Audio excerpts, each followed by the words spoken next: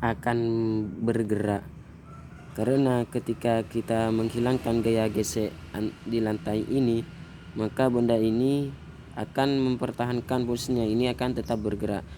Kenapa kok berhenti tadi? Karena ada gaya gesek ini, sehingga sigma F yang bekerja pada bola skin ini itu tidak sama dengan 0 atau setara dengan 20 Newton ke arah yang berlawanan.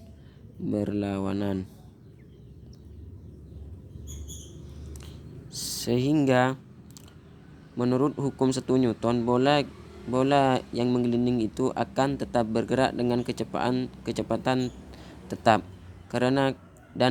Dengan kecepatan tetap, dan lama kelamaan itu semakin lambat dan akhirnya berhenti juga.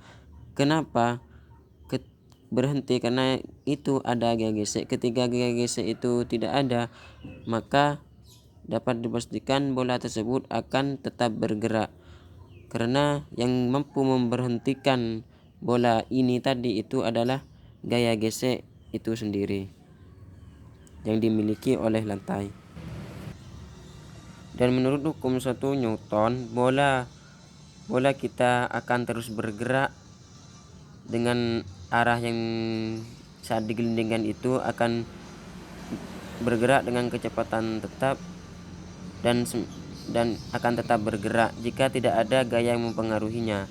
Nah, ketika ada gaya yang mempengaruhinya, saya contohkan seperti gaya gesek dari lantai, maka bola ini semakin lama itu semakin lambat dan akhirnya berhenti juga. Inti dari bagian terakhir dari hukum 1 Newton ini adalah jika gaya-gaya yang bekerja pada suatu benda saling menghilangkan, benda tersebut akan berjalan dengan kecepatan tetap. Setelah kita melihat dari contoh tadi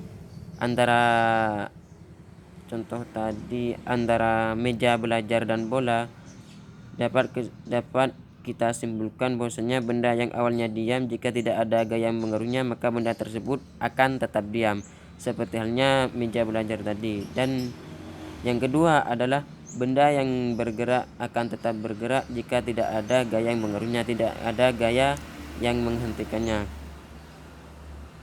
Dan benda yang awalnya diam, dia akan malas bergerak, dan benda yang awalnya bergerak, dia akan malas diam atau berhenti.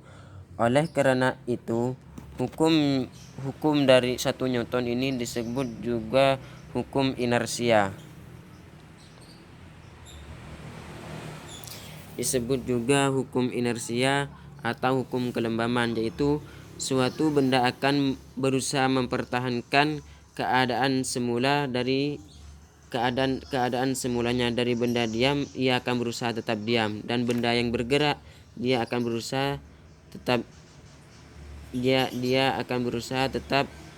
bergerak juga. Saya contohkan seperti halnya mobil. Anggap ini sebuah mobil.